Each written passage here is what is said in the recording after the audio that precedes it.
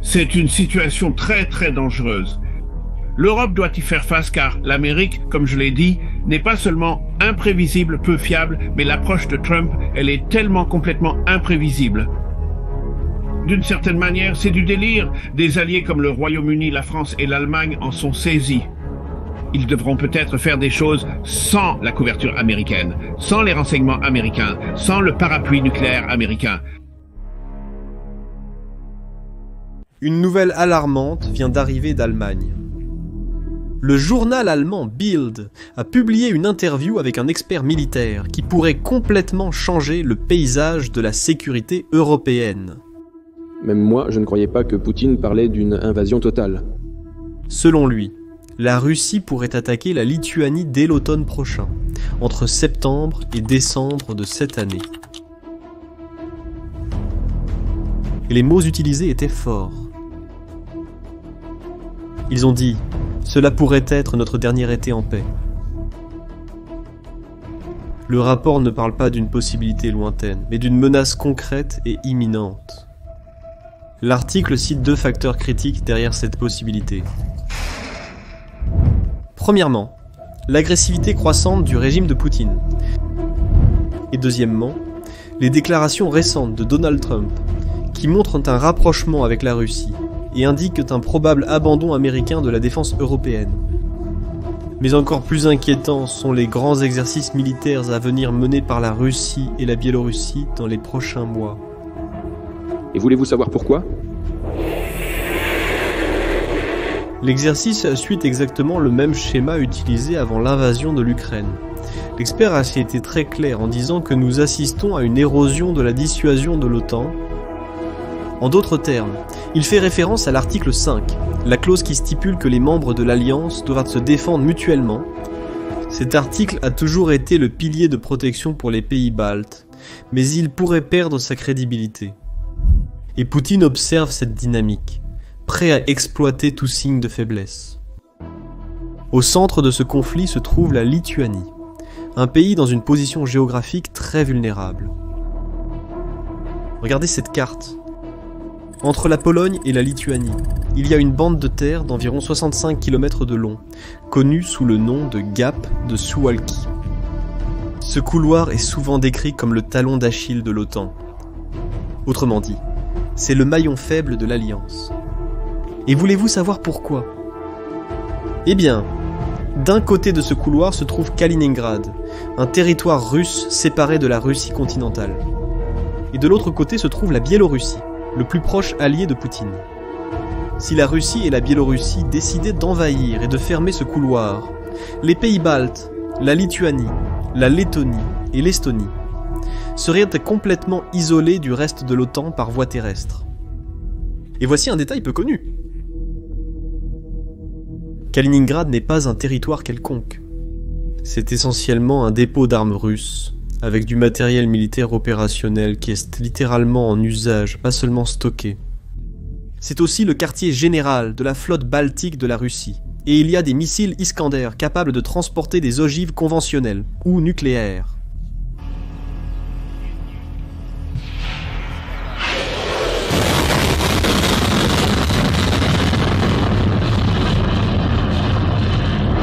Mais ce ne sont pas seulement ces facteurs qui expliquent l'anxiété de la Lituanie. En réalité, la Russie et la Lituanie partagent un passé très troublé. C'est parce que l'Union soviétique a annexé la Lituanie ainsi que les autres pays baltes pendant la Seconde Guerre mondiale. Et à cause de cela, le pays n'a déclaré son indépendance qu'en 1990, un an avant la chute de l'Union soviétique. Les déportations massives en Sibérie organisées par les soviétiques pendant et après la Seconde Guerre mondiale sont encore un souvenir vivant pour de nombreuses familles lituaniennes. Et maintenant, avec l'invasion russe de l'Ukraine, ces peurs ont refait surface. À cause de cela, la Lituanie a été l'un des alliés les plus fidèles de l'Ukraine.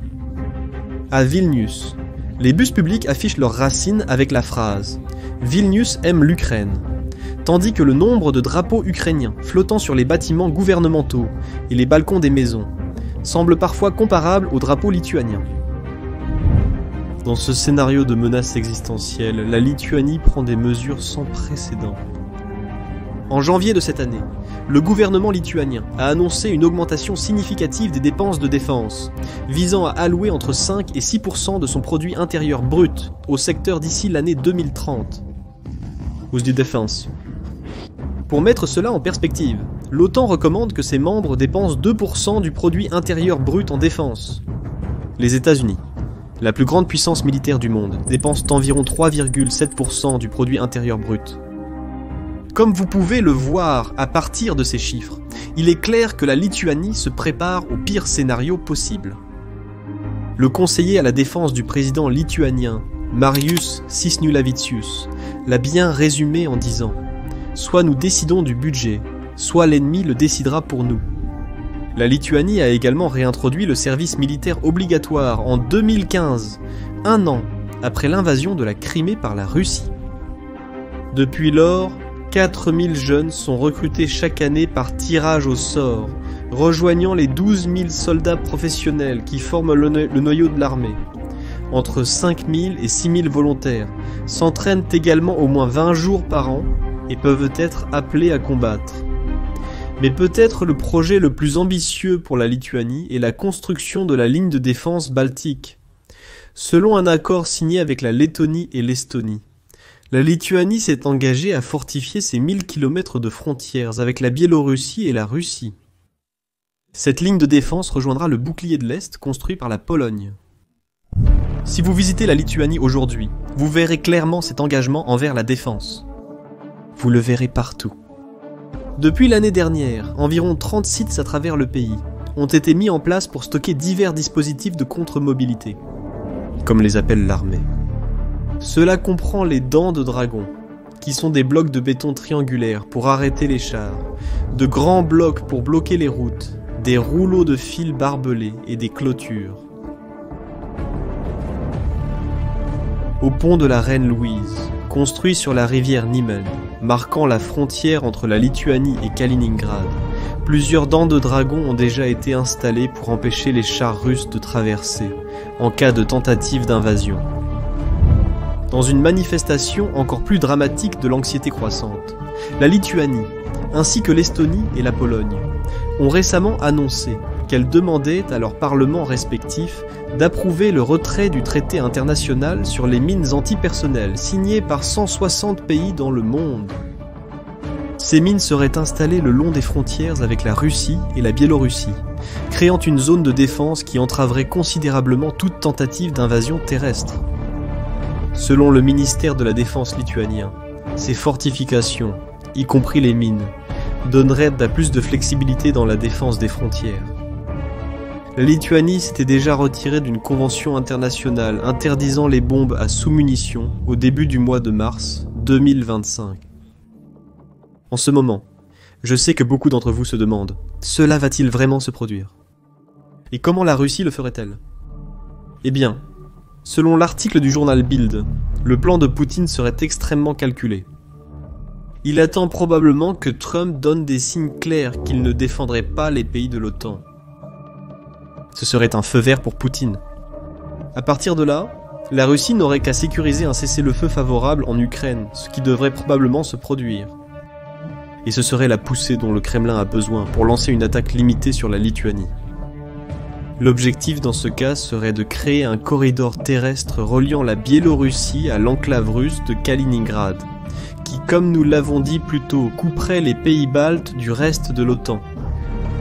Et tout indique que ce test ne serait que le début. Selon la manière dont l'Europe réagit à cela, Poutine pourrait alors planifier de nouvelles attaques contre d'autres pays baltes, ou même la Finlande.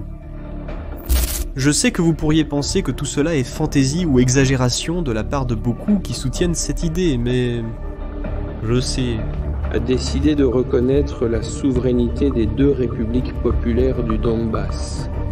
Je voudrais dire tout de suite que nous voyons et anticipons, on pourrait dire, des spéculations sur ce sujet, que la Russie va restaurer l'Empire dans ses frontières impériales. C'est complètement faux. Tout ce que je viens de mentionner s'inscrit parfaitement dans un plan visant à restaurer les zones d'influence de l'ancienne Russie impériale. Mais pouvons-nous faire confiance à ces mots? Ces actions disent le contraire. Et à cause de cela, les dirigeants des pays baltes observent avec inquiétude les préparatifs russes. Les récents exercices militaires conjoints entre la Russie et la Biélorussie sont considérés comme des répétitions possibles pour une véritable opération. Vous vous souvenez peut-être qu'à un moment donné, Poutine a fait une déclaration directe et menaçante à propos des pays baltes.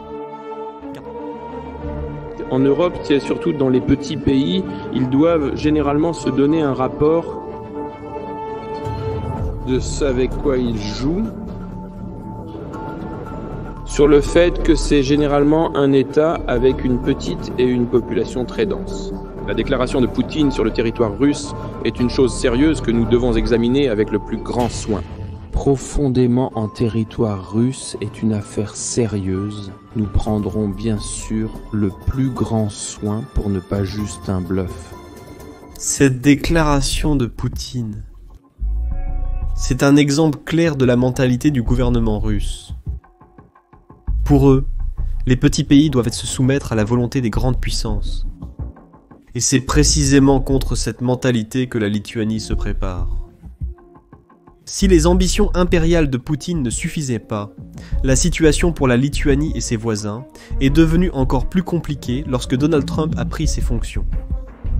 Pour la première fois depuis la Seconde Guerre mondiale, non seulement les pays baltes, mais toute l'Europe ne peuvent plus faire confiance qu'ils auront le soutien militaire des États-Unis. Trump a été très clair avec l'Europe. Si vous ne payez pas, je ne vous défendrai pas. Non, je ne vous défendrai pas. Ils m'ont posé cette question. L'un des présidents d'un grand pays s'est levé et a dit « Eh bien, monsieur, si nous ne payons pas et que nous sommes attaqués par la Russie, allez-vous nous protéger ?» J'ai dit « Vous n'avez pas payé? Vous êtes en retard de paiement. » Il a confirmé que cela s'est produit. Il a affirmé qu'il ne me protégerait pas et qu'il encouragerait même les autres à faire ce qu'ils veulent. Vous devez payer. Cette déclaration a envoyé des ondes de choc à travers l'OTAN, en particulier dans les pays baltes. Peu de gens le savent, mais la confrontation dans le bureau ovale entre Trump et Zelensky a provoqué la panique dans de nombreux foyers lituaniens.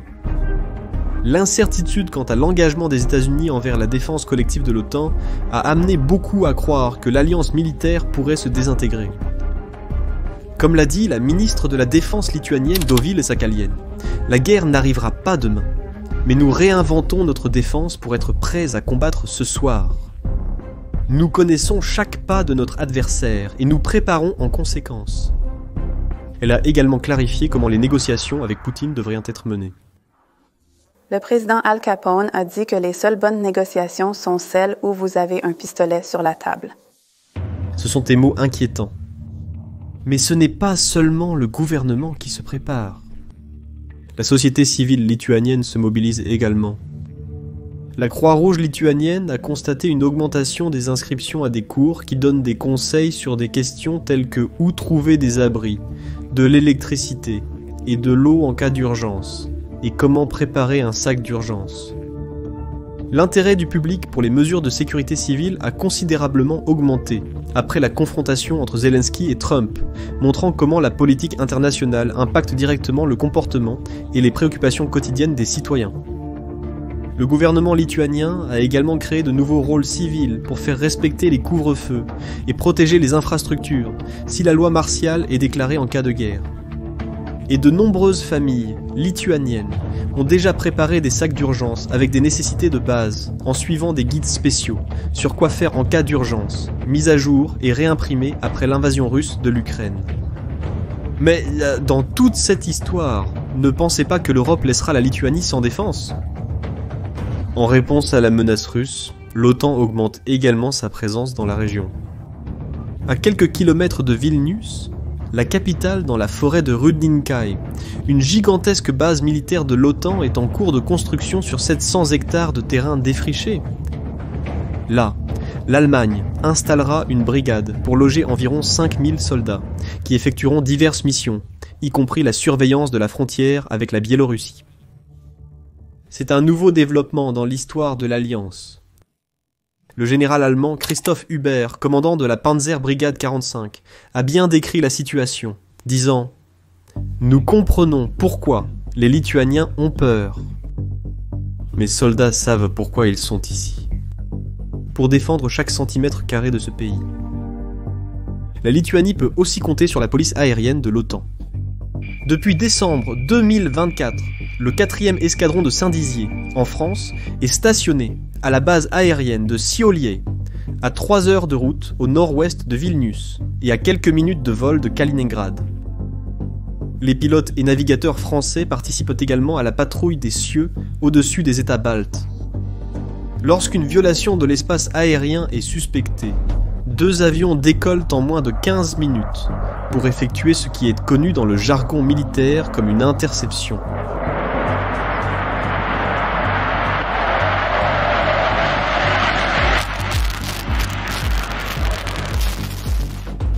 Mais l'interview avec Bild a également révélé des préoccupations concernant la préparation de l'Allemagne à faire face à cette nouvelle réalité. Malgré les packages de plusieurs milliards d'euros approuvés, 100 milliards d'euros en 2022 et 200 milliards de dollars supplémentaires en mars de cette année, il subsiste une certaine méfiance quant à la capacité de l'Allemagne à répondre à une crise. C'est parce que l'Allemagne fait face à de sérieux problèmes. Manque de munitions, absence de drones d'attaque et système de renseignement militaire médiocre. Depuis la fin de la guerre froide, l'Allemagne n'a acheté des munitions que pour l'entraînement et non pour le véritable combat. Si les États-Unis cessent leur soutien en matière de renseignement et d'analyse de données, l'Europe sera confrontée à de sérieux défis.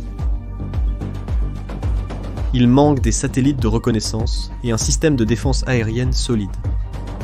Et puis grande question qui plane sur l'Europe est simple mais terrifiante. Si la Russie attaque vraiment, l'Europe peut-elle y faire face seule ? Dans un scénario où les États-Unis se retirent de l'OTAN, l'Europe devra assumer davantage de responsabilités pour sa propre défense. Et cela semble déjà se produire sous nos yeux. La Pologne a récemment annoncé que chaque homme adulte dans le pays doit être prêt pour le combat. Avec un nouveau programme de formation militaire qui sera mis en œuvre d'ici la fin de l'année. Le Premier ministre polonais Donald Tusk a également exprimé son intérêt pour la suggestion française de partager leur parapluie nucléaire avec les alliés européens si les États-Unis retirent leur bouclier nucléaire. L'Estonie introduit une nouvelle loi rendant obligatoire pour tous les nouveaux immeubles de bureaux et appartements d'une certaine taille d'inclure des bunkers ou des abris anti-bombes. Ils ont également annoncé qu'ils consacreraient 5% du produit intérieur brut à la défense à partir de l'année prochaine. La Pologne suit le même chemin, augmentant ses dépenses de défense pour atteindre presque ce niveau. Et avec cela, les Polonais espèrent construire la plus grande armée d'Europe, surpassant le Royaume-Uni et la France. Comme vous pouvez le voir, nous assistons à un moment historique où les petits pays cessent d'être de simples pions sur l'échiquier géopolitique et deviennent des acteurs actifs. La Lituanie n'attend pas d'être sauvée. Elle élabore sa stratégie de survie. Et cette détermination est partagée par les citoyens et le gouvernement. L'Ukraine a donné une leçon très claire. Attendre de l'aide extérieure peut être fatal. Les Lituaniens se préparent à tous les scénarios, apprenant des erreurs des autres, et renforcent non seulement leurs frontières, mais aussi leur société. Ce que nous voyons en Lituanie n'est pas seulement une réponse à une menace immédiate, mais une transformation fondamentale de la façon dont les pays européens pensent à la sécurité et la défense. C'est un nouveau chapitre de la géopolitique européenne, écrit non pas par les grandes puissances, mais par les petits pays qui refusent d'être à nouveau les victimes de l'histoire. Comme l'a dit un officier militaire lituanien, c'est la première fois que nous nous préparons à la guerre en temps de paix. Nous espérons que cette préparation ne sera jamais nécessaire, mais si c'est le cas, eh bien, tout indique que la Lituanie sera prête. Qu'en pensez-vous ? Si les États-Unis se retirent vraiment de l'OTAN, croyez-vous que l'Europe aura la capacité réelle de se défendre contre une éventuelle agression russe ? Laissez votre opinion dans les commentaires. Et si vous avez aimé cette vidéo, abonnez-vous à la chaîne, ainsi vous saurez dès que nous publions quelque chose de nouveau ici. À la prochaine fois!